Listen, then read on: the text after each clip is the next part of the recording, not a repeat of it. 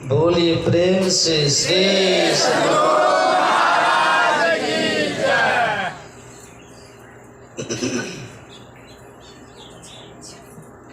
ध्येयं सदा परिभवग्नमभीष्टदोहम् तीर्थास्पदं शिवविरञ्चिनुतं शरण्यम् भृत्यार्तेऽहं प्रणतपाल भवाब्धिपोतं वन्दे महापुरुष ते चरणारविन्दम्। बोलिए प्रेम से श्री सद्गुरु महाराज।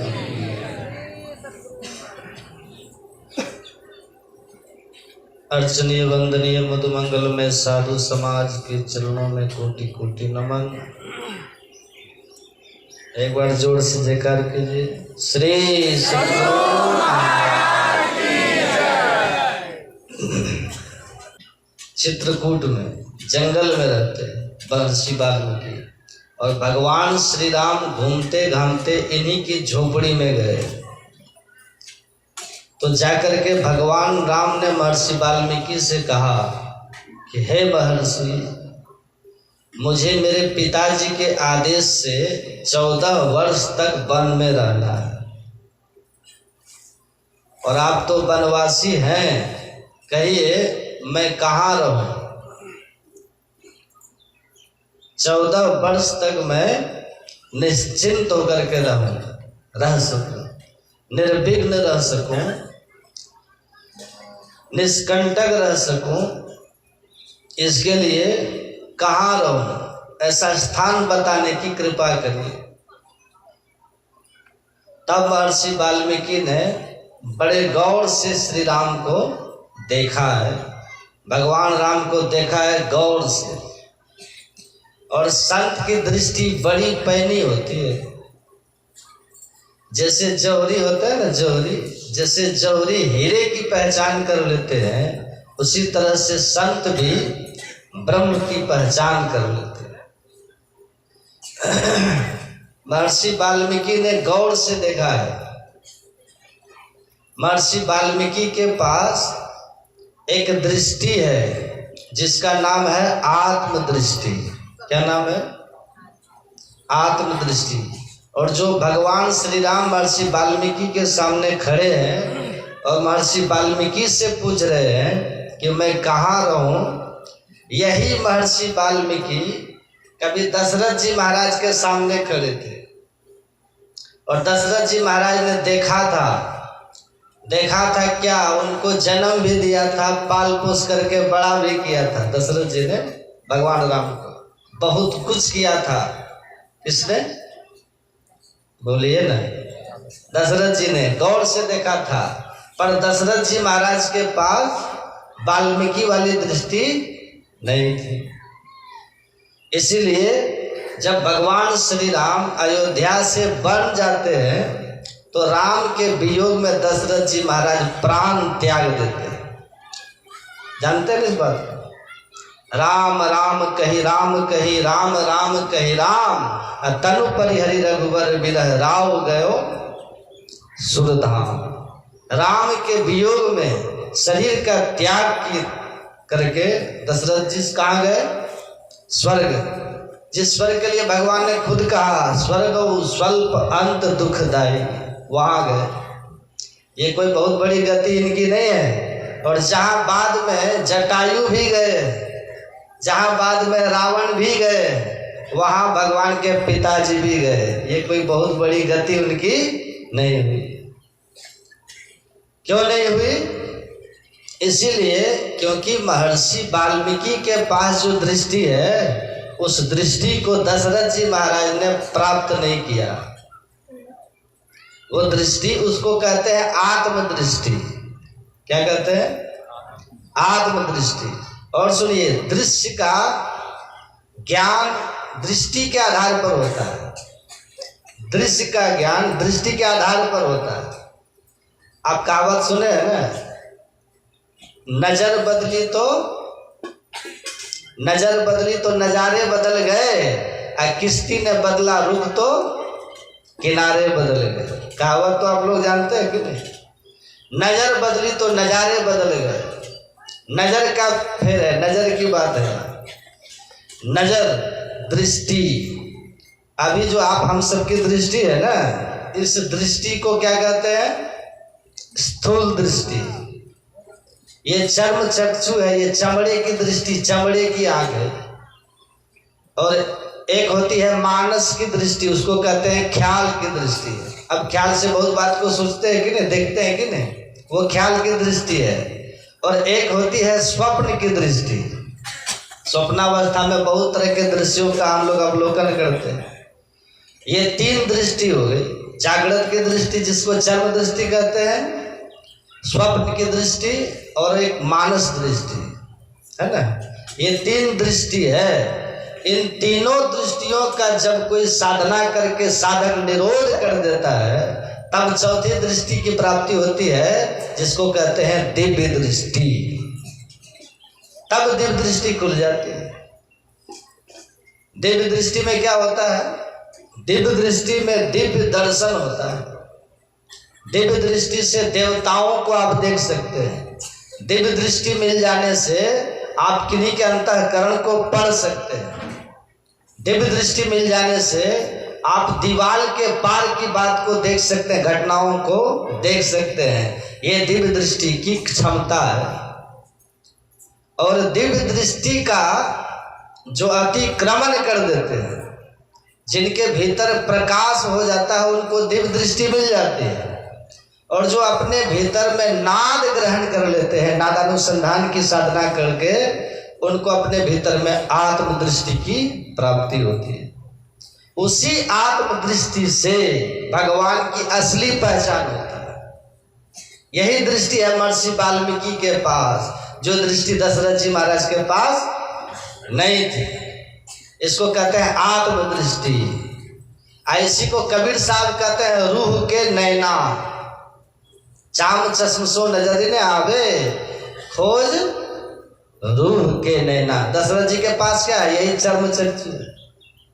कबीर साहब कहते हैं चाम चश्म सो नजर ही ना आवे, खोजो रूह की नैना। रूह कहते हैं किसको? आत्मा को। आत्मदृष्टि की खोज कीजिए, उससे भगवान की पहचान होती है। नहीं तो कहाँ होती है? राम को तो बहुतों ने देखा, राम को शूर्पणखा ने भी देखा था, पर पहचाना क्या? राम को खरदूषण ने भी देखा था, पर पहचाना क्या? राम को बहुतों ने देखा पर नहीं पहचाना। राम को किसने पहचाना? केवट ने पहचान लिया, है ना। राम को सबड़ी ने पहचान लिया। अभी देखिए ये महर्षि वाल्मीकि, ये रत्नाकर, ये पहचान है। नजर, नजारा तो वही है, पर नजर के फेर से किसी ने पहचाना और किसी ने नहीं पहचाना। नजर बदली तो नजारे बदल गए, और जब किश्ती ने बदला रुख तो किनारे बदल गए। अब देखिए राम वाल्मीकि के सामने खड़े आप पूछ रहे हैं कि बताइए हे महर्षि, आप तो अरण्यवासी हैं, वनवासी हैं, आपका जीवन तो इसी जंगलों में बीतता है। आप कृपा करके बताइए कि मैं कहाँ रहूं? महर्षि वाल्मीकि आत्मदृष्टि से देखते हैं राम को। अच्छा, तो आप हमको बरगलाना चाहते हैं? जोगी सामने धुरखेल कर रहे हैं। महर्षि वाल्मीकि कहते हैं पूछे हूँ मोही की रहो कहाँ, अब मैं पूछत सकुचाऊं, जहाँ न हो तहाँ देहु कही, तो मैं दिखाऊं ठाऊं।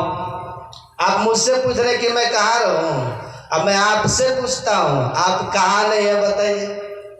आप पहले कहिए कहाँ नहीं है, तो आप जहाँ नहीं होंगे ना वही स्थान हम आपको रहने के लिए बता देंगे। भगवान खड़े खड़े मुस्कुरा रहे हैं। भगवान कहते हैं अभी रहने जी, पोल पट्टी मेरा मत खोलिए। महर्षि वाल्मीकि जी कहते हैं हकीकत का तो उजागर हम करके ही रहेंगे। यथार्थ जो हकीकत है वो तो कहना पड़ेगा ना। हे राम, क्या आप यही है जो आप मेरे सामने खड़े हैं? ये तो आपका शरीर है, और हे राम ये आपका शरीर है भी नहीं, यह शरीर तो आपके शरीर का शरीर है। अभी जो है ना 3.5 हाथ का जो शरीर है, ये जो सामने खड़ा है ना, ये शरीर, ये तो सूक्ष्म शरीर का शरीर है। और उसके भीतर में कारण का शरीर सूक्ष्म शरीर है, और उसके भीतर में महाकारण का शरीर कारण शरीर है, और उसके भीतर में कैवल्य का शरीर कारण महाकारण का शरीर है। और हे राम, उसके भीतर में आप हैं और आपका शरीर है कैवल्य शरीर, वह चिदानंदमय, चिदानंदमय देह तुम्हारी। सुन रहे थे ना पाठ?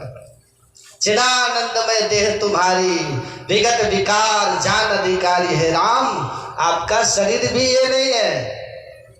आपका शरीर तो वो है कैवल्य शरीर जो चिदानंदमय है। उसको सब नहीं जानते हैं। कौन जानते हैं?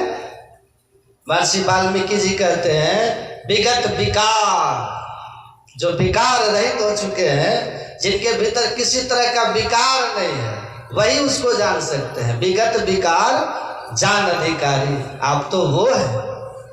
और हे राम, उस कैवल्य शरीर के भीतर, उस चिदानंद में देह के भीतर आप हैं। आप कैसे हैं मालूम है? मैं कह दूं?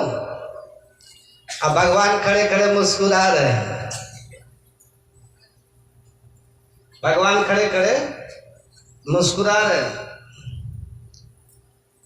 सगुन दर्शन से क्या होता है? एक आदमी को भगवान का सगुन दर्शन हो गया, तप किया, तपस्या खूब किया, भगवान शंकर का दर्शन हो गया। कहा कि भगवान हमको वरदान दीजिए कि हम जो चाहें वो हो जाए। क्या ठीक है, 1 घंटा लो, 1 घंटा को बजा देना, जो चाहोगे वो हो जाएगा। लेकिन याद रखना, इस घंटा को बजाते ही तुमको जो होगा पड़ोसी को दुगना हो जाएगा। क्या कहा? पड़ोसी को दुगना हो जाएगा। अब वो व्यक्ति कहता है कि राम राम राम। अब वो व्यक्ति कहता है कि राम राम, तपस्या हम करेंगे, मेहनत हमने की, इतना परिश्रम तप हमने किया, और दुगना पड़ोसी को होगा। देखिए, भगवान का दर्शन, सगुन दर्शन से ईर्ष्या रह जाता है। संत कैसे होते हैं? रामायण में लिखा है, राम भगवान का वचन है, पर दुख दुखी असुख देखे पर। जो दूसरों के दुख को देख करके दुखी हो जाए, जो दूसरों के सुख को देख करके सुखी हो जाए, उसको कहते हैं संत। वो भगवान के स्वरूप को जानते हैं। आइए देखिए, भगवान के रूप को जानने वाला भक्त ये कहता है तपस्या हमने की, और दुगना पड़ोसी को होगा। घंटा लेके गया घर, वहां पत्नी प्रतीक्षा में थी, कहा कुछ लाए, कहा घंटा लाया, कहा घंटे से पेट भरेगा। कहा देवी बड़ा चमत्कार घंटा है। क्या चमत्कार है? कहा भगवान शंकर ने वरदान में दिया है कि जो हमारे भीतर चाहना होगी ना, घंटा बजा करके चाहना करेंगे, सब की पूर्ति हो जाएगी। तो पत्नी ने कहा तो बजाइए ना घंटा, जल्दी बजाइए, देखिए घर टूट गया है, कोई व्यवस्था नहीं, सब व्यवस्था कीजिए बजा बजा के। कहता है कैसे बजा दें? कहा क्यों? कहा यदि घंटा हम बजा देंगे तो पड़ोसी को दुगना हो जाएगा ना। तो पत्नी कहती अपना तो सब हो जाएगा ना। कहा अपना तो होगा, पर पड़ोसी को दुगना हो जाएगा। तो पत्नी कहती हो जाने दीजिए। हो कैसे जाने देंगे? तपस्या की हमने, दुगना पड़ोसी को हो जाएगा। कहा कि सुनो, हम इसको अलमारी में रख के जाते हैं विदेश परदेश, कमा करके धन लाएंगे तब घर बनाएंगे। तुम थोड़ा धैर्य धारण करो, थोड़ा पेशेंस रखो, धैर्य रखो, हम आते हैं उधर से। अब वो भगवान शंकर के वरदान को देखिए, दर्शन किया भगवान शंकर का, लेकिन ईर्ष्या गया मन से। महर्षि वाल्मीकि क्या कहते हैं? विगत विकार है। विकार जब तक रहेगा तब तक वो जो सुखद स्वरूप है परमात्मा का नहीं जानिएगा। घंटा को रख दिया, चला गया कमाने के लिए दूसरे प्रांत, दूसरे देश में चला गया।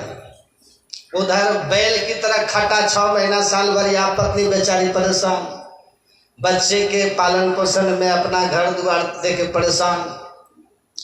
6 महीना हुआ, उधर से झल्लू को बीता जब हुआ, कुछ 1000 रुपया हुआ तो लेकर के उधर से आया। पत्नी का धैर्य जब टूट गया, एक लोहार को बुला के अलमारी का ताला तोड़वा देती है, घंटा निकलवा लिया। अब पति ने तो सब बात कही दी थी, कही दिया था। घंटा लिया, पत्नी आंगन में खड़ी होकर के घंटा को बजाती है, कहती हे भगवान सब ऐसी कृपा कीजिए मेरा घर बन जाए। 1 घंटा दिया चोट घंटा पर, अपना दरवाजे पर खूब बढ़िया मकान बन करके तैयार हो गया। अब पूरे गांव में सबके दरवाजे पर 2-2 मकान बन गए, डबल होने की बात है ना। हे भगवान शंकर ऐसी कृपा करना हमारे दरवाजे पर एक मीठा जल वाला कुआं भी हो जाए। दिया घंटा पर चोट, कुआं भी हो गया। अब पूरे गांव में सबके दरवाजे पर 2-2 कुआं हो गया। अब पूरे गांव में राम राज है, जो जो इसने चाहा सब इसको मिला, पूरे गांव में डबल हो गया। अब वो जब उधर से आया 6 महीने के बाद पति कुछ 1000 रुपया लेके जब गांव के करीब आया तो देखा बिल्डिंग खड़ा है चारों तरफ। सोचा कि लगता है दाल में काला है। घर के पास जैसे गया तो देखा अपने दरवाजे पर एक ही बिल्डिंग, अब पूरे गांव में सबके दरवाजे पर 2-2 बिल्डिंग। अपने दरवाजे पर एक ही कुआं, पूरे गांव में सबके दरवाजे पर 2-2 कुआं। इतने में उधर से पत्नी आती है, ये पूछता है अरे बजा दिया? पत्नी कहती है बजा दिए, का चौपट कर दिया। मेहनत हम किए थे, तुम सबको इतना लाभ दे रही है। लाओ घंटा, कहाँ है घंटा? उसने लिया और दरवाजे पर खड़ा हो गया, कहता हे भगवान शंकर ऐसी कृपा करिए मेरा एक हाथ कट जाए। उसका हाथ कटा, अब पूरे गांव में सबका दोनों हाथ कट गया। हाँ, दर्शन किसका किया था? विरोध किसका करता था? सत्संग का विरोध करके जो दर्शन किया है, परिणाम देखिए क्या होता है। इस संबंध में बड़ी बड़ी कथा है पुराणों में, सब सुनिएगा तो फिर आप परेशान हो जाएगा सोच करके। ये तो कथा हम आपको एक नमूना के रूप में सुना है, तब भी व्यक्ति को संतोष नहीं हुआ। फिर घंटा लिया करे हे भगवान ऐसी कृपा कीजिए मेरे एक आंख भी फूटे है। मार दिया घंटा में चोट, एक आंख उसकी फूटी है, पूरे गांव के दोनों आंख फूट गए। अब पूरे गांव में सब सूरदास, सब अपाहिज। तब भी व्यक्ति को संतोष नहीं हुआ। फिर लिया घंटा, हे भगवान शंकर ऐसी कृपा करना मेरे दरवाजे पर जो कुआं है ना वो नाढ़ा हो जाए। नाढ़ा समझते हैं? धरती से ऊपर रहते ना कुआं की दीवार, वो झड़ करके धरती के लेवल में आ जाए वही। अब सबके दरवाजे पर 2-2 नाढ़ा कुआं हो गया। न किसी को आँख है न किसी को हाथ है, जो जिधर जाते सब केला के थंब की तरह धम धम उसी नाढ़ा कुआं में गिर के। जहां राम राज था, एक ही दिन में पूरा गांव मर मिट करके शमशान बन गया। ये ईर्ष्या की भाव, भगवान कहते हैं ईर्ष्या की भावना। भगवान कहते हैं इच्छा द्वेष समुद्रेण द्वंद्व महेन भारत सम्मोहन सर्वभूतानि सर्गे यान्ति परम तपः येषां तद्विगतं पापानां जनानां पुण्यकर्मणां ते द्वंद्व मोहनिताः भजन्ति मां दृढव्रताः। भगवान कहते हैं जो ईर्ष्या द्वेष से रहित होकर के, पवित्र होकर के तब मेरा भजन करता है, भगवान कहते हैं वो सुखी होता है। ये पात्रता आपको मिलेगी सत्संग में। वही महर्षि वाल्मीकि ने कहा चिदानंदमय देह तुम्हारी विगत विकार जान अधिकारी। चिदानंद देह किसको कहते हैं? अभी जो आपका शरीर इसको कहते हैं स्थूल शरीर। एक ही शरीर आपका नहीं है ना, इसके भीतर में है सूक्ष्म शरीर, उसके भीतर में है कारण शरीर और उसके भीतर में है महाकारण शरीर। चारों जड़ शरीर है। जब चारों जड़ आवरण झड़ेगा तब केवल शरीर जो है वही भगवान का, वही इसी के लिए कहते हैं चिदानंद में देह तुम्हारी, वही भगवान का अपना शरीर। उसी को जो जान ले, वहां जाने के बाद, वहीं जाने के बाद आत्मदृष्टि खुलती है, तब अपना भी बोध हो जाता है और परमात्मा का भी बोध हो जाता है। ऐसा कोई भी कर ले उनको लाभ हो जाएगा, और नहीं करेंगे तो ब्रह्मा विष्णु महेश भी बन जाइए तब भी लाभ नहीं होगा। गुरु बिनु भवनिधि तरह न कोई, जौ बिरंची शंकर सम हुई। इसलिए हमें अधिकारी बनने के लिए जान अधिकारी गुरु के पास जा करके दीक्षा लेकर के और ध्यान करेंगे तब लाभ होगा। भगवान खड़े खड़े मुस्कुरा रहे हैं। ये महर्षि वाल्मीकि पूरा होलिया बता रहे हैं भगवान। अब क्या है मैं बताऊं? हे राम, राम स्वरूप तुम्हार। हे राम, आपका जो स्वरूप है ना, ये शरीर क्या है? रूप है। ये रूप है। इसके भीतर में जो आप हैं स्वरूप, स्व मतलब अपना, रूप अपना। आप क्या हो? महर्षि वाल्मीकि कहते हैं राम स्वरूप तुम्हार। आपका स्वरूप कैसा है? आप कैसे हैं? तो वचन अगोचर बुद्धि पर। हे राम, आपके स्वरूप का निर्णय किसी के बुद्धि नहीं कर सकती। आपके स्वरूप के बारे में किसी का वचन कहने में समर्थ नहीं है। आपके स्वरूप के बारे में कोई भी इंद्रियां ये ज्ञान नहीं कर सकती है। सुन रहे हैं कि सो रहे हैं सब? हैं?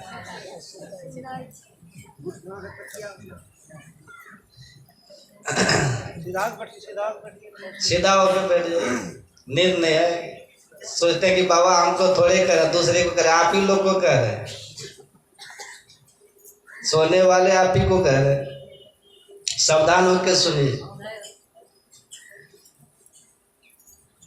क्या कह रहे थे?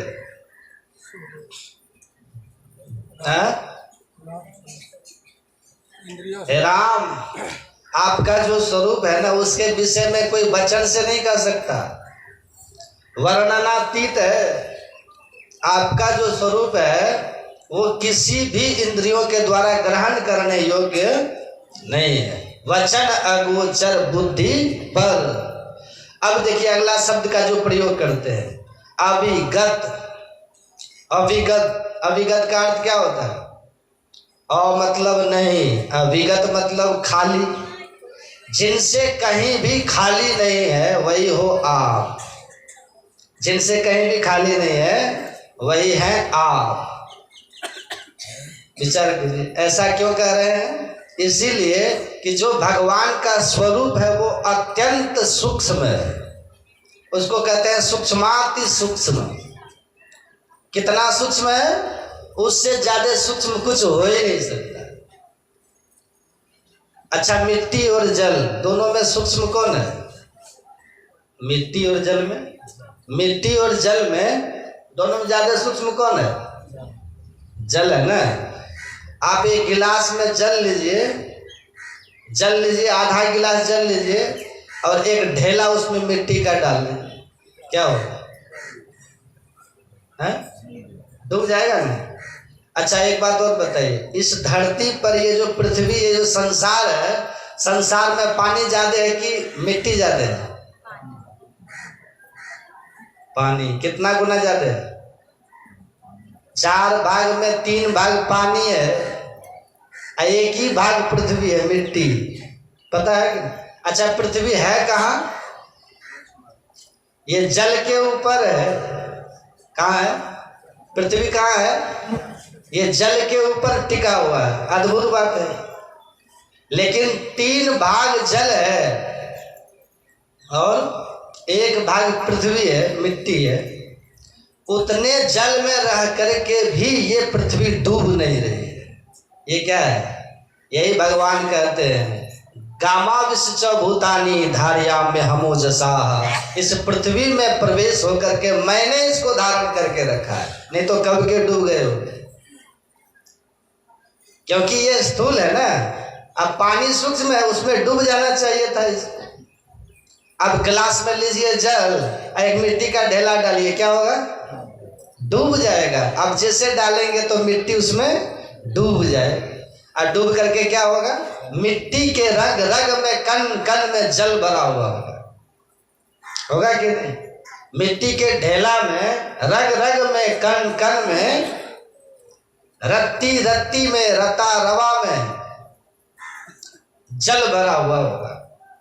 उस मिट्टी के ढेला को हाथ में लीजिए और फिर रखिए, आपके हाथ में भी पानी लग जाएगा।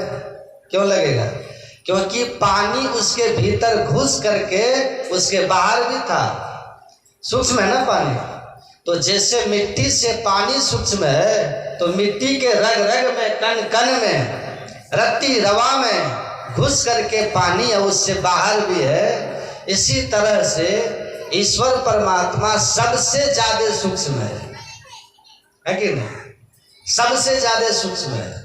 मिट्टी से सूक्ष्म है जल, और जल से सूक्ष्म है अग्नि, अग्नि से सूक्ष्म है हवा, हवा से सूक्ष्म है आकाश, आकाश से सूक्ष्म है मन, मन से सूक्ष्म है बुद्धि, और बुद्धि से सूक्ष्म है चित्त, और चित्त से सूक्ष्म है अहंकार, अहंकार से भी सूक्ष्म है जीव, और जीव जो है वो चैतन्य है, और चैतन्य से चैतन्य परमात्मा है। समझिए कितना सूक्ष्म है। इसका मतलब क्या हुआ? परमात्मा सब में भर करके, इसलिए कहते हैं अविगत, मतलब सब में भर करके, उनसे बाहर भी है। जैसे छोटा सा उदाहरण आप देखें ना, आप मिट्टी को डालिए पानी में, तो पानी मिट्टी के रग रग में भर करके मिट्टी से बाहर भी होगा। आप एक लोहा का गोला लीजिए, लोहा का गोला, अब लोहा और अग्नि दोनों में सूक्ष्म कौन है? समझ में आ रहा है बात? समझ में आ रहा? लोहा और अग्नि दोनों में सूक्ष्म कौन है? अग्नि है ना। आप एक लोहा लीजिए और लोहा को डाल दीजिए अग्नि में, क्या होगा? अग्नि उस लोहा के कण कण में घुस करके और बाहर भी रहती है, तब ना आप पकते हैं, जलते हैं। उसको उठा लीजिएगा हाथ में? क्यों नहीं उठा सकेंगे? क्योंकि उसके भीतर भी आग कण कण में भर गई है और उसके बाहर भी आग है। यही उदाहरण बतलाता है कि परमात्मा सब में भर करके और सबसे बाहर भी है। यही ये अद्भुत बात है। वही वाल्मीकि जी कहते हैं अविगत, आप अविगत हैं हे राम, आपसे कहीं खाली नहीं है। मतलब ये हुआ वाल्मीकि जी का राम अयोध्या में भी है, और वाल्मीकि जी का राम चित्रकूट में भी है, और वाल्मीकि जी का राम सब जगह भी है, क्योंकि वाल्मीकि जी के पास आत्मदृष्टि है। इसलिए यहाँ पर शोक संताप नहीं है, आत्मदृष्टि इनके पास है। अविगत, अकत, अपार। अपार का मतलब जिनका वार पार नहीं है, कहाँ से शुरू है और कहाँ अंत है ये कोई कह नहीं सकता। आदि अंत रहित, हम लोग क्या कहते हैं रोज पाठ में, जो परम तत्व आदि अंत रहित असीम अजन्मा अगोचर सर्वव्यापक, सर्वव्यापक कह दिया, सर्वव्यापकता के भी परे। कितना अद्भुत बात है। राम आप ऐसे हैं, आप ऐसे खड़े हैं और आप पूछ रहे हैं ना कि कहाँ रहे। मतलब क्या हुआ? आप ये सारे 3 हाथ के आप नहीं पूछ रहे कहाँ रहे हैं, आप ये जो अविगत है ना, ये जो आकत है ना, आप ये जो आदि अंत रहित है ना, उसको रहने की जगह चाहिए। समझ में आ रहा है? ये कहाँ रहे? और हे राम, ये जो आपका स्वरूप है इसको सब नहीं जानता। जग पे खन तुम देख निहारे, विधि हरि शंभु न चाव निहारे, देव न जाने मरम तुम्हारे, और तुम्हें को जान निहारे। अच्छा, परमात्मा क्या करते हैं? वो लीला देखते हैं। संसार में कहाँ पर क्या हो रहा है सब भगवान देख रहे हैं। कौन लड़ रहा है वो भी भगवान देखते हैं, कौन आपस में झगड़ता है वो भी भगवान देखते हैं, कौन आपस में प्रेम करता है वो भी भगवान देखते हैं, कौन चोरी करता है वो भी भगवान देखते हैं, कौन दान करता है वो भी भगवान देखते हैं, जो कौन कत्ल करता है वो भी भगवान देखते हैं, कौन जीवन रक्षा कर रहा है वो भी भगवान देखते हैं। लेकिन कत्ल करने वाले पर भगवान को क्रोध नहीं है और जीवन रक्षा करने वाले पर भगवान प्रसन्न नहीं है, उदास है, उदासीन है। उदासीन नित रहिए गोसाई, उदासीन है भगवान। लेकिन सब कुछ देख रहे हैं, सब कुछ समझ रहे हैं भगवान। जग पे खन तुम देख निहारे, कत्ल करने वाले पर भगवान गुस्साते नहीं है क्योंकि वहां क्रोध है ही नहीं। और किसी की रक्षा करने वाले पर भगवान बहुत ज्यादा भगवान तरस भी नहीं खाते कि देखो ये बड़ा काम कर रहा है तो वहां जाके नाचने लगो, उनकी तारीफ करने लगो, वो भी नहीं करते भगवान। देखते हैं, अच्छा करने वाले को भी भगवान देखते हैं, बुरा करने वाले को भी भगवान देखते हैं। हाँ, जब फल पाने का समय आएगा तब भगवान अलग अलग फल दे देते हैं। लेकिन लीला देखते हैं कि नहीं? अच्छा, लीला देखने में आनंद होता है कि लीला में शामिल होने में आनंद होता है? बताइए। नाटक देखने में अच्छा लगता है कि नाटक करने में अच्छा लगता है? लीला देखने में अच्छा आनंद है कि लीला में शामिल होने में आनंद है? लीला में जो शामिल होता है वो टेंशन में रहता है, अरे कहीं मेरा एक्टिंग गलत ना हो जाए, कहीं मेरा अभिनय खराब ना हो जाए, किसी को बुरा न लग जाए, है कि नहीं? कितना टेंशन रहता है बताइए। अभिनय करने वाले को, तमाशा करने वाले को टेंशन होता है, और देखने वाले को होता है, रहता है टेंशन। आनंद से देखते रहिए, देखने वालों को कोई टेंशन नहीं। अभी हम यहाँ बैठे हैं ना, हम एक्टिंग कर रहे हैं, हम एकदम अभिनय कर रहे हैं। अभिनय कर रहे हैं तो हमको दिमाग में बहुत कुछ चल रहा है, पूरा मेरा माइंड अभी एक्टिव है, अभी दिमाग में बहुत कुछ चल रहा है। आपको पता मेरा दिमाग कहाँ कहाँ जा रहा है? मेरा दिमाग आप सबको भी देख रहा है, मेरा दिमाग उधर वेद को भी देख रहा है, मेरा दिमाग उधर रामायण को भी देख रहा है, मेरा दिमाग उधर गीता को भी देख रहा है, मेरा दिमाग उधर संत कबीर की वाणी को, गुरु नानक की वाणी को, तमाम संत महापुरुषों की वाणी का अवलोकन भी कर रहा है, और आपके हृदय का भी अवलोकन कर रहा है, और सबका निर्णय करके तब मुंह से हम उगल रहे हैं कि ये कितना टेंशन है। और आपको कोई टेंशन है? आप आराम से बस सुनते हैं, आप मुस्कुराते हैं, हमको कितना टेंशन है बताइए। तो आनंद किस में है? आनंद तमाशा करने में नहीं, तमाशा देखने में। तो भगवान तमाशा करते नहीं, भगवान तमाशा देख रहे। जग पे खन तुम देख निहारे, अबिधि हरि शंभु नचावनी हारे। अभी यहाँ आप लोग देख रहे हैं ना, हम अकेले एक्टिंग कर रहे हैं, अभिनय कर रहे हैं, आप लोग को आनंद आ रहा है, हमको भी बहुत कभी आनंद आता है। कभी कभी देखते हैं ना, ऐसा संसार में एक्टर है जो आपस में लड़ता है, हम देखते हैं, हमको आनंद आता है ना। ऐसे भी लोग हैं जिसको आपस में बहुत अपनापन है, प्रेम है, उनके प्रेम को भी हम देखते हैं, घरों में तो सुखी होते हैं। और जो आपस में लड़ते झगड़ता है, कितना रुसना देवी है, कितना रुसना देव है कि नहीं? संसार में आपस में लड़ते झगड़ता है, रुसता है, रूठता है, हम कहते वाह, अपना अलग होकर के हम सब तमाशा देखते हैं, आनंद लेते हैं। अगर हम भी उसी तमाशा में मिल जाएंगे तब हमारा भी आनंद खत्म हो जाएगा। तो हमको तमाशा बनना नहीं है, हमको तमाशा देखना है।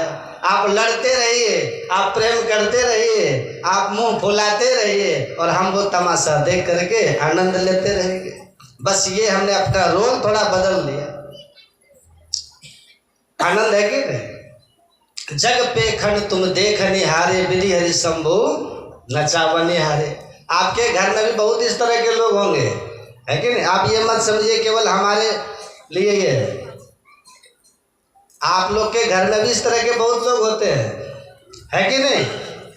आप भी तटस्थ रहिए घरों में, आप भी घर में तमाशा देखिए, तमाशा बनिए मत। और जब तमाशा देखने वाले आप बन जाएंगे, एक दिन धीरे धीरे तमाशा भी ठीक हो जाएगा। जो तमाशा में ही कूद पड़ता है तब रस भंग हो जाता है। देखिए, तमाशा देखने वाले बनिए घर में। जग पे खन तुम देख निहारे, अबिधि हरि शंभु नचावनी हारे। वाल्मीकि जी कहते हैं, राम आप तो ब्रह्मा विष्णु महेश को भी नचाने वाले हो, हे राम, आपको तो ब्रह्मा विष्णु महेश भी नहीं जानते, लेकिन मैं जान रहा हूं, मैं जान रहा हूं। हे राम, मैं आपको जान रहा हूं, और आप तो वो जानते हैं जिन पर आपकी कृपा होती है। आपको वही जानते हैं। कौन जानते हैं? सोई जाने जहि देहु जनाई। हे राम, आपको वही जानते हैं जिसको आप जनाना चाहते हैं। तुम्हारी कृपा तुम्हें रघुनंदन, जानत भगत भगत उड़ चंदन। सोई जाने जहि देव जनाई, जानत तुम्हें हो जाए। हे राम, आपको वही जानते हैं जिसको आप जनाना चाहते हैं, और जो आपको जान लेते हैं ना, वो आप ही हो जाते हैं। और ये राम का ही सिद्धांत है। हनुमान जी से यही बात भगवान ने कही थी, दर्शना दर्शन हेतु केवल रूपतः यास्ति कपि शार्दूल ब्रह्म स्व ब्रह्मविद स्वयं। भगवान ने कहा था, हे हनुमान, हे पवन तनय हनुमान, जो पुरुष दृश्य और अदृश्य को त्याग कर कैवल्य स्वरूप हो जाता, वह ब्रह्म ज्ञानी ही नहीं बल्कि ब्रह्मविद हो जाता है। कौन कह रहे ये बात? सोई जाने ही जही देहु जनाए। मतलब राम के ही बात का भगवान की ही बात का महर्षि वाल्मीकि ने समर्थन किया। भगवान की उक्ति को मानो वाल्मीकि जी ने दोहरा दिया। जो राम का अनुभव है वही महर्षि वाल्मीकि का अनुभव है। एक ही ज्ञान है दोनों। अब कहते हैं, अब सुनिएगा ध्यान से आप लोग। अब महर्षि वाल्मीकि कहते हैं, हे राम, आप हैं ये। कौन है आप? आपसे कहीं खाली नहीं है। प्रकृति पार प्रभु सब उर्वासी, प्रकृति में भर करके उससे परे भी आप हैं ये। और आप मन बुद्धि वचन से भी परे हैं। और हे राम, आप संसार रूपी तमाशा के दृष्टा हैं। ब्रह्मा विष्णु महेश को भी नचाने वाले हैं। ब्रह्मा विष्णु महेश भी आपको नहीं जानते हैं, आपको वही जानते हैं जिनको आप जनाना चाहते हैं। और हे राम, जो आपको जान लेता है वो आप ही हो जाते हैं।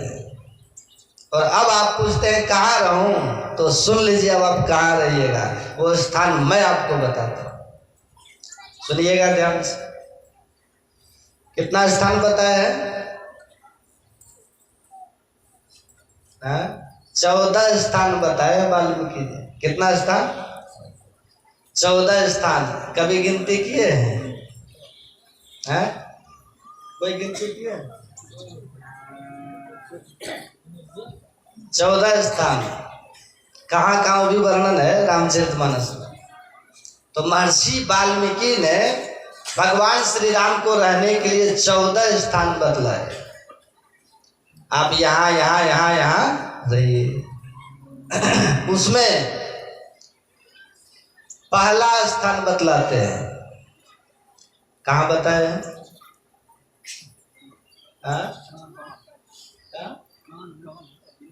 जिनके श्रवण समुद्र समाना, कथा तुम्हारी सुभग सरी नाना, भरही निरंतर हो ही न पूरे, तिन कह तुम कह गृह रूरे। महर्षि वाल्मीकि जी कहते हैं, राम, जिनका कान समुद्र के समान हो जाए और आपकी कथा नदियों के जल प्रवाह की तरह हो जाए। जैसे नदियों के जल से कभी भी समुद्र नहीं भरता, इसी तरह से आपकी कथा से जिनका कान कभी नहीं भरता है, हे राम, आप ऐसे के हृदय में रहिए। इसका मोटा अर्थ, इसका स्थूल अर्थ, मोटा अर्थ क्या हुआ कि जो सत्संग सुनते सुनते कभी आघाए नहीं, जो सत्संग में खूब जिसका मन लगे, नित प्रति सत्संग कर ले प्यारा, और तेरा काल सरे सारा। जो प्रतिदिन सत्संग करे, कभी मन उबे नहीं। और सुनिएगा जरा, आपके घर के सत्संग का महत्व अलग है। वो तो आपका दैनिक क्रिया है, दैनिक नियम है, उसका अलग वैल्यू है, अलग महत्व है उसका। लेकिन जहां पर विशेष सत्संग हो, उस सत्संग में मन रमे, मन लगे, उसका महत्व अलग है। अभी यहां देखते हैं चल रहा है ना सत्संग, 19 तारीख से शुरू हुआ, कब तक चलेगा? 25 तक चलेगा। हम बैठ के तमाशा देख रहे हैं। आज जो आएंगे तो कल नहीं आएंगे, कल जो आएंगे तो फिर परसों नहीं आएंगे। इसमें तो कुछ लोग को अति आवश्यक काम होता है इसलिए नहीं आते हैं, कुछ के साथ में कोई मजबूरी हो जाती है इसलिए नहीं आते हैं। कुछ लोग इसीलिए नहीं आते हैं कि रोज जाएंगे तो हमारा पोजीशन थोड़ा डाउन हो जाए, इसलिए कभी कभी चलो थोड़ा पोजीशन बरकरार रहे। अरे ऐसा नहीं है कि नहीं, ऐसा मत कीजिए। नहीं, एक बात सुन लीजिए, सत्संग को गोस्वामी तुलसीदास जी महाराज ने सत्संग को फल कहा है। फल क्या कहा है? किसका फल है? सत्संग को फल कहा है। ये सत्संग सबको नहीं मिलता, फल सबको नहीं मिलता। किसका फल है सत्संग? किसका फल है? पुण्य कर्म का फल है सत्संग। किसका फल है? अगर आपको सत्संग मिल रहा है तो समझिए आपके पुण्य कर्म आपको फल दे गया। फल, आपने पुण्य कर्म का पेड़ लगाया ना, बिरवा लगाया, पेड़ लगाया, और पुण्य कर्म जब पक गया, वो जब हो गया, योग्य हो गया, उसमें एक फल लगा और आपको वो मिल गया, उसी का नाम है सत्संग। ये सत्संग एक फल है। किसका फल है? आपके भाग रूपी पेड़ का फल है। आपने पढ़ा है रामायण में, पुंज बिनु मिलई न संता, पुण्य पुंज बिनु मिलई न संता, असत्संगति संसृति कर अंता। बिना पुण्य की पूंजी के सत्संग नहीं मिलता। मतलब ये हुआ, पुण्य का फल है ये सत्संग। ये आपके भाग रूपी, हम सबके भाग रूपी पेड़ का फल है सत्संग। भाग्यो देन बहु जन्म समर्जिते न, सत्संगमं च लभते पुरुषो यदावे। अज्ञान हेतु कृत मोद मदान्धकारः, नासं विधाय तदोदयति विवेकः। ये देवर्षि नारद जी का वचन है। देवर्षि नारद जी कहते हैं, जब व्यक्ति के जीवन में अनेकों जन्मों का, भाग्यों का उदय होता है, मतलब जब भाग फलीभूत होता है, तब जाकर के सत्संग मिलता है। ये हमारे भाग रूपी पेड़ में लगा हुआ फल है सत्संग। समझ में आया? ये फल है। अगर सत्संग मिल रहा है तो समझिए आपके भाग ने फल दिया। अगर सत्संग मिल रहा है तो समझिए आपके जन्मों के पुण्य ने आपको सत्संग रूपी फल प्रदान किया। ये फल है। अगर सत्संग मिले तो समझिए हमारे ऊपर जो अब तक ईश्वर की कृपा रही है, उसी कृपा का फल है सत्संग। फल, ईश्वर कृपा का फल है सत्संग। उमा संत समागम सम न लाभ कछुआन, बिनु हरि कृपा न होए सो। बिना ईश्वर की कृपा का सत्संग मिलेगा? नहीं मिलेगा। यदि आपको किसी भी तरह से सत्संग मिल रहा है, कोई बहाना करके, किसी माध्यम से, किसी योग से, किसी संजोग से, किसी भी तरह से, किसी भी योग से, अगर किसी भी तरह से सत्संग मिल रहा है तो समझिए आपके ऊपर जो अब तक ईश्वर की कृपा थी वही फलीभूत हो गई, और उसी ईश्वर की कृपा के फल से ये सत्संग रूपी फल मिला। ये सत्संग क्या है? ये फल है। अच्छा, फल कैसा होता है? फल बढ़िया होता है कि पेड़ बढ़िया होता है? बोलिए। हाँ, आम का पेड़ बढ़िया कि आम का फल बढ़िया? आम के पेड़ का स्वाद चाहिएगा तो पेड़ में मिलेगा? कहाँ मिलेगा? फल में नहीं मिलेगा। तो पेड़ बढ़िया कि फल बढ़िया? फल बढ़िया। दो व्यक्ति गए आम के बगीचा में, तो एक व्यक्ति गया तो हिसाब लगाने लगा, देखे कितना पेड़ है। वो गिन रहा है पेड़, कितना मालदा है, कितना कृष्ण भोग है, कितना बिज्जू है। वो आम की गिनती कर रहा, पेड़ों की गिनती कर रहा बगीचा में। एक व्यक्ति गया, दिखाई पेड़ में बहुत आम पका हुआ, वो चढ़ गया और तोड़ तोड़ करके छिल छिल करके आम खा रहा भर पेट। और आधा घंटा के बाद दोनों निकला बगीचे से बाहर। तो अब बाहर जब निकला तो एक दिखाता है कागज, देखो हमने इतना हिसाब किया, लेकिन भूख से जान जा रहा। एक अपने तोंद पर हाथ फेर रहा है कि देखो मेरा पेट टनाटन है। तो किसको लाभ हुआ बताइए? वो गिनती करने वाले को लाभ हुआ कि जो आराम से बैठ करके फल खाया उसको लाभ हुआ? अरे पेड़ पेड़ है, पेड़ का जलावन बनेगा और कुछ बनेगा, पर अगर पेड़ का मजा लेना है तो उसके फल को खाइए ना, तब ना लाभ होगा। ऐसे ही पुण्य एक पेड़ है, ऐसे पुण्य से मिलने वाला कुछ नहीं, पेड़ है वो। बहुत कुछ होगा तो स्वर्ग मिलेगा। स्वर्ग के लिए भगवान का सुने ना वचन, स्वर्ग स्वल्प अंत दुखदायी कहते हैं। पुण्य एक पेड़ है, फल तो सत्संग है। भाग एक पेड़ है, पर फल तो सत्संग है। ईश्वर की कृपा एक पेड़ है, फल तो सत्संग है। तो आपको क्या चाहिए? फल चाहिए कि पेड़ चाहिए?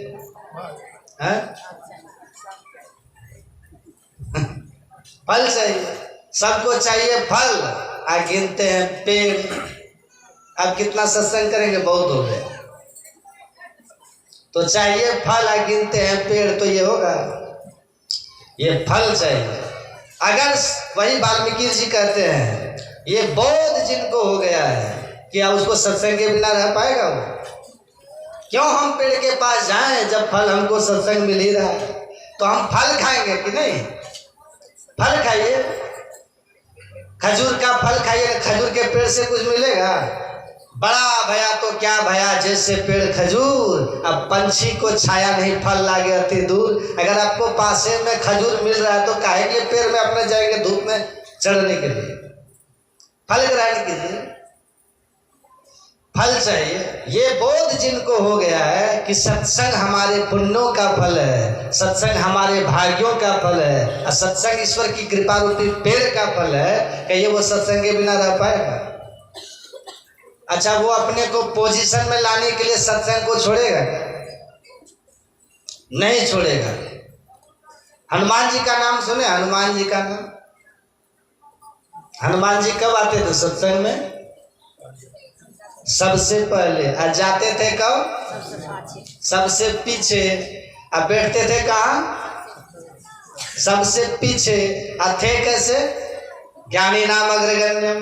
पोजीशन देखिए कितना बड़ा है हनुमान जी का, पोजीशन कितना बड़ा है कि भगवान शंकर के एकादश रुद्रावतार है भगवान ये हनुमान जी, जिनके लिए राम खुद कहते हैं भरत भाई कपि से उऋण हम नहीं।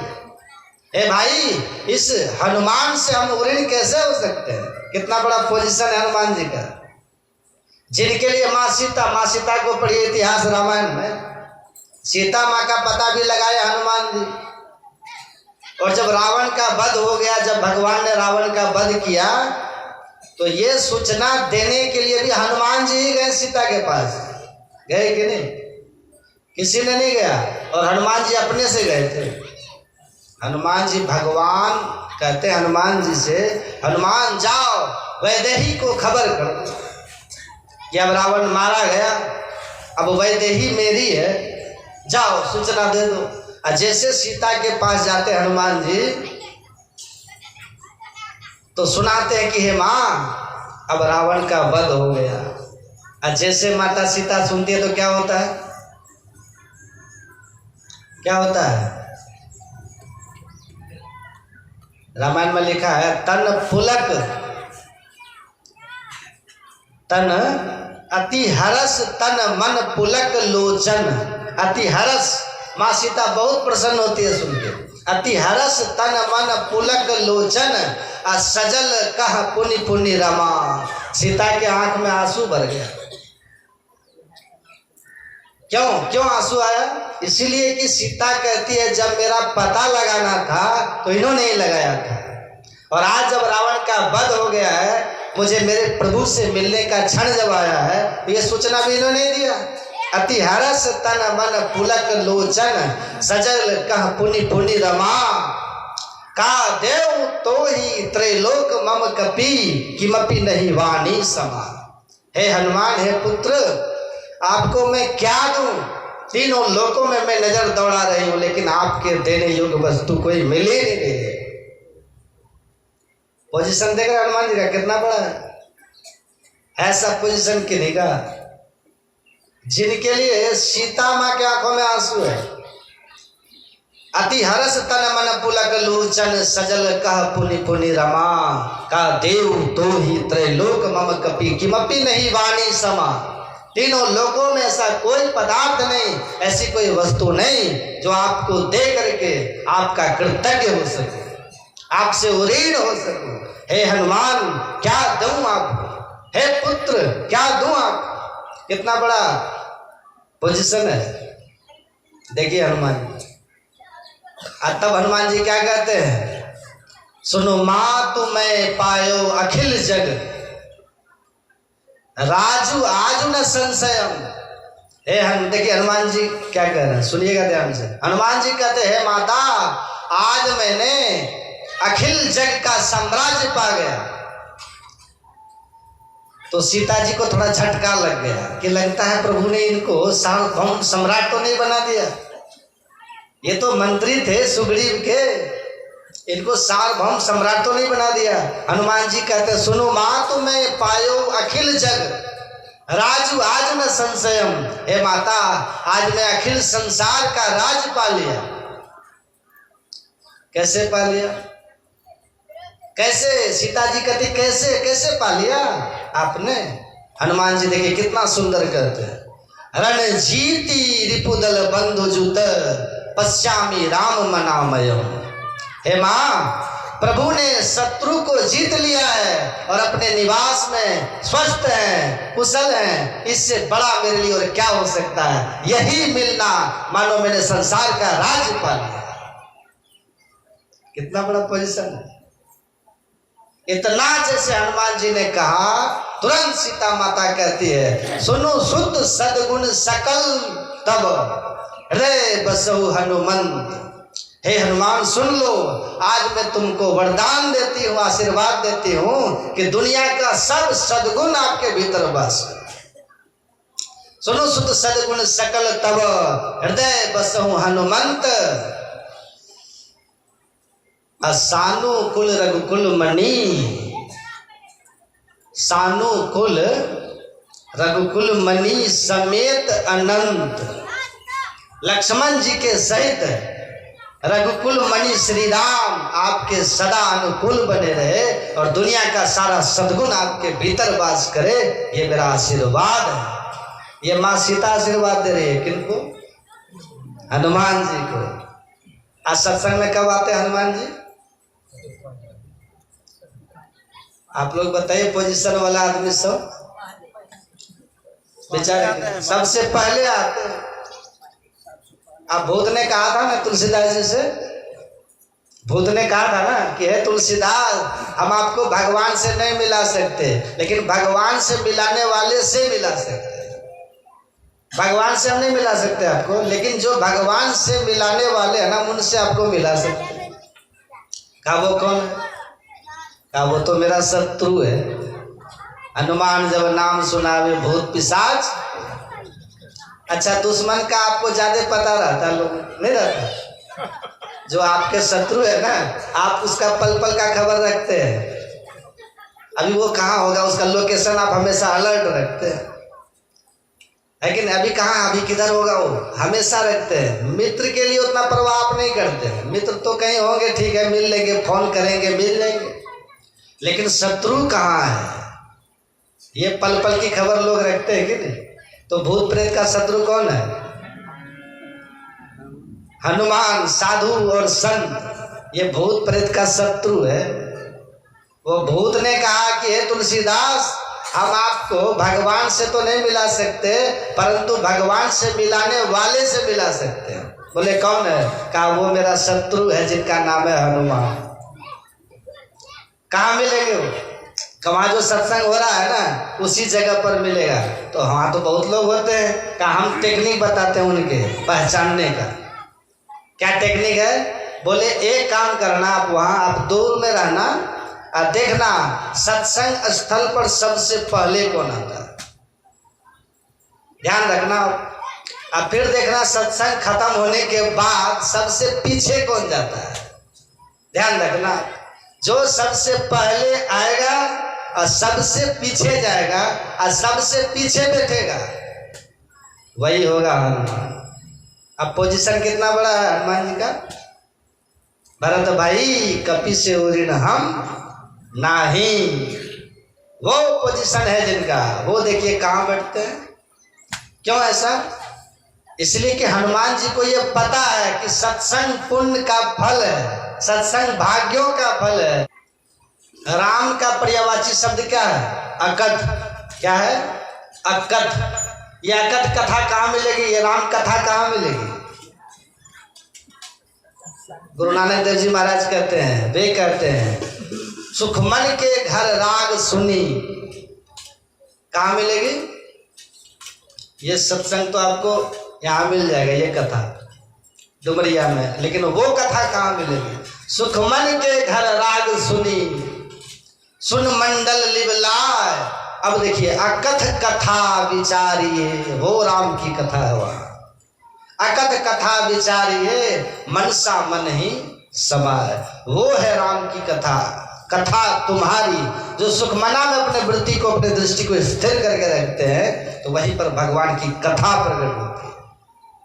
वहीं शब्द निरंतर से मन लागा, मनिल वासना भागी, उठत बैठत सोवत जागत, कबहू न छूटे ऐसी तारी लागी। कबीर साहब कहते हैं सोवत जागत उठत बैठत जम जालिम पचिहारा, सोवत जागत उठत बैठत टुक विहीन नहीं तारा। दरिया साहब बिहारी की वाणी है। सोवत जागत उठत बैठत टुक विहीन नहीं तारा, झिन झिन झिन झिन जंतर बाजे जिस दिन जम जालिम पचिहारा। यही है राम कथा। ये राम कथा कहाँ मिलेगी? इस राम कथा को सुनने के लिए जो वाल्मीकि जी कहते कथा तुम्हारी सुभग सदी नाना, इस कथा को सुनने के लिए सुखमना का ज्ञान आपको होना बहुत जरूरी है। पर सुखमना का ज्ञान गुप्त ज्ञान है। फिर यह गुप्त पाना किसी ग्रंथ से है संभव, समझ लो किसी संत से। बिन दया संतन की में ही जानना इस राह को, हुआ नहीं होता नहीं अब वो होनहारा है नहीं। तुलसी कहे सुने तकी, यह राज बातिन है जुदा, रखना हिफाजत से इसे तुझको निशा ऊंचा दिया। यह राज बातिन है, ये भीतर का गुप्त भेद है। ये गुरु दीक्षा में बतलाया जाता है कि वो सुखमना कहाँ पर है। उस सुखमना को जो गुरु से जान ले, सीख ले, और वहाँ पर रोज सुखमना में दृष्टि लगाने का अभ्यास करे, तो दृष्टि लगाने के अभ्यास जो आप करेंगे तो क्या होगा? करत करत अभ्यास ते जड़मति होत सुजान, रसरी आवत जाते शिल पर पड़त निशान।